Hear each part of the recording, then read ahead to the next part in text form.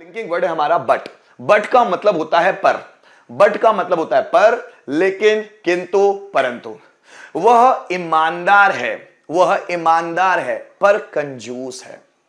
उसने मुझे धोखा दिया पर मैं उसकी मदद कर रहा हूं। मेरे पापा मार्केट जा रहे हैं पर मम्मी घर पर ही है। मैं तुम्हारी मदद करना चाहता हूं पर मेरे पास पैसे नहीं हैं, है ना। कटप्पा ने बाहुबली को मारा पर यह कटप्पा की मजबूरी थी। कटप्पा ने बाहुबली को मारा पर यह उसकी मजबूरी थी, यह कटप्पा की मजबूरी थी। मैं इंग्लिश बोल सकता हूं पर बोलूंगा नहीं। वह यहां आ सकता है लेकिन आएगा नहीं। मैं बिजनेस शुरू कर सकता हूं पर मैं करना नहीं चाहता। उसने मुझे थप्पड़ मारा पर मुझे गुस्सा नहीं आया।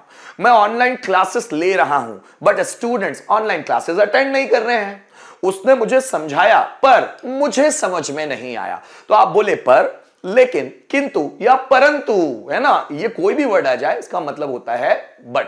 अब बट कैसे इस्तेमाल होता है आइए देखते हैं। दो सेंटेंसेस के बीच में या दो वर्ड्स के बीच में भी हो सकता है। जैसे देखिए, तो पहले मैं क्या करता हूं दोस्तों, आपको इसके कुछ एग्जांपल्स दिखाता हूं। तो एग्जांपल्स देने से पहले मैं क्या करता हूं, बट को सीधे आपको दिखाता हूं। जैसे देखिए, वो बीमार है पर स्कूल आया। So he is sick but he came to school. He came to school.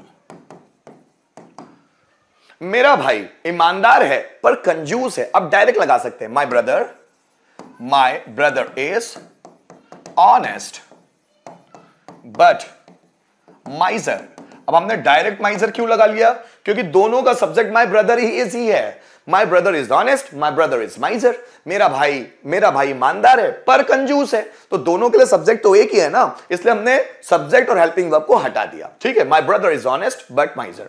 Manish sir knowledgeable है बट पढ़ाते नहीं। सो मनीष सर इज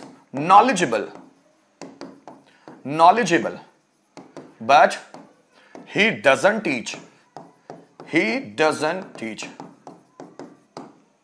मैं तुम्हारा सीक्रेट जानता हूं, मैं तुम्हारा राज जानता हूं पर किसी को बताऊंगा नहीं।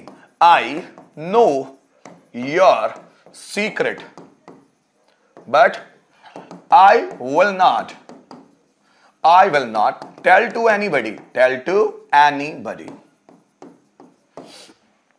भारत भ्रष्टाचारी देश है पर एक धर्मनिरपेक्ष देश है। भारत एक भ्रष्टाचारी देश है पर धर्मनिरपेक्ष देश है। कैसा बनेगा, India is a corrupt country but secular मतलब धर्मनिरपेक्ष, सभी धर्म को सम्मान देने वाला, सभी धर्मों के साथ में रहने वाला, secular. So India is a corrupt country but secular. ध्यान दीजिएगा, वह चेन्नई से है पर उसका दोस्त उड़ीसा से। So he is from Chennai but Chennai है ना, but his friend is from Orissa. ठीक है ना। माइकल जैक्सन एक डांसर है जबकि मोहम्मद रफी एक singer. So Michael Jackson is a dancer but Mohammad Rafi is a singer. मैं इंदौर जाना चाहता हूं और मैं इंदौर जाना चाहता हूं पर मेरी मम्मी जाने नहीं देना चाहती। So I want to go to Indore but my mother is denying मतलब मना कर रही है, but my mother is denying। I want to go to Indore, मैं इंदौर जाना चाहता हूं पर मेरी मम्मी नहीं जाने देना चाहती, मतलब मेरी मम्मी मना कर रही है। आइए कुछ सेंटेंस आपको दिखाता हूं ताकि आप ट्रांसलेट करें उसको। चलिए अब आपकी बारी, बनाओ। वह गरीब है पर ईमानदार है। कैसे बनाओगे, वह गरीब है पर ईमानदार है। जल्दी बनाइए दोस्तों, वह गरीब है पर ईमानदार है। वो गरीब है पर ईमानदार है। तो इस पर के लिए क्या लगने वाला है, जल्दी बनाओ। इस पर के लिए लगने वाला है बट। कम ऑन,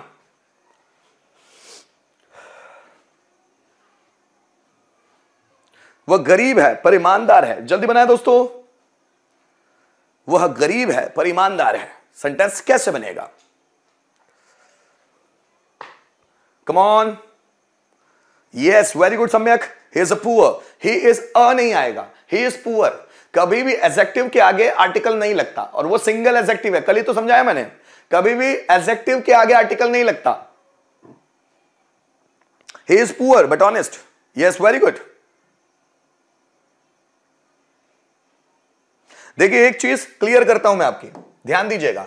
जैसे मुझे ना बोलना है ही इज पुअर, तो ही इज पुअर सही है, ही इज अ पुअर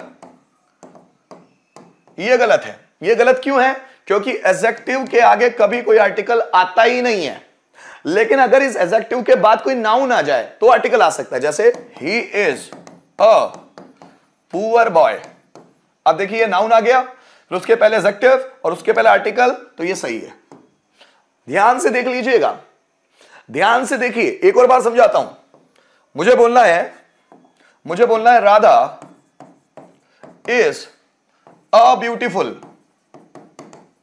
अगर ये सेंटेंस है राधा इज अ ब्यूटीफुल, तो ये सेंटेंस होगा गलत। क्यों? क्योंकि ये जो ब्यूटीफुल है वो एक एडजेक्टिव है, और एडजेक्टिव के पहले कभी कोई आर्टिकल नहीं आता। So Radha is a beautiful, गलत। ठीक है, अगर इसको ऐसा लिखे, so Radha is beautiful, Radha is beautiful, तो ये सही सेंटेंस है। क्योंकि आर्टिकल सॉरी एडजेक्टिव के पहले कभी कोई आर्टिकल नहीं आता। लेकिन अगर उस एडजेक्टिव के बाद कोई नाउन आ जाए, जैसे Radha is a beautiful girl. अब देखिए ये ब्यूटीफुल के बाद आया है नाउन, अब उसके आगे आर्टिकल लग सकता है। ये सही सेंटेंस है। क्या बात समझ में आ रही है? जरूर बताइएगा। समझ में आ रही है? चलिए आगे बढ़ते हैं। तो सेंटेंस था वो गरीब है पर वो ईमानदार है। So he is poor but honest. ठीक है, so he is poor but honest. मैंने उसे देखा पर मैंने उससे बात नहीं की, मैंने उसे देखा पर बात नहीं की। तो देखो आई saw him but did not talk. मैंने उसे देखा पर उससे बात नहीं की। आई saw him but did not talk. अब मैंने बट के बाद डिड नॉट क्यों लगाया? क्योंकि दोनों का सब्जेक्ट एक ही है, आई, है ना। So I saw him but did not talk, या did not talk to him, जैसे आपको बोलना है। उसके पास नॉलेज है पर वो उस नॉलेज का उपयोग नहीं करता। उसके पास नॉलेज है पर वो उस नॉलेज का उपयोग नहीं करता। सो हम लोगों ने यहां बनाया he has knowledge, he has knowledge but he doesn't use that knowledge, use that knowledge, वो उस नॉलेज का उपयोग नहीं करता। So he has knowledge but he doesn't use that knowledge, वो उस नॉलेज को उपयोग नहीं करता। सेंटेंस बनाइए। वो इस बात को समझ सकता है पर समझना नहीं चाहता। कम ऑन, वो इस बात को समझ सकता है पर समझना नहीं चाहता। सेंटेंस कैसे बनेगा? So he can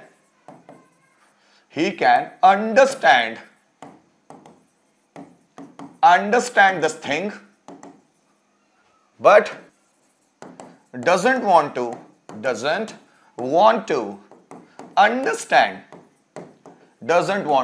understand। आगे देखिए, मैंने उसे मोटिवेट किया पर उस पर कोई असर नहीं हुआ। मैंने उससे मोटिवेट किया पर उस पर असर नहीं हुआ। जल्दी बनाओ। मैंने उसे मोटिवेट किया पर उस पर कोई असर नहीं हुआ। कैसे बनेगा? कम ऑन, कम ऑन, उस पर कोई असर नहीं हुआ।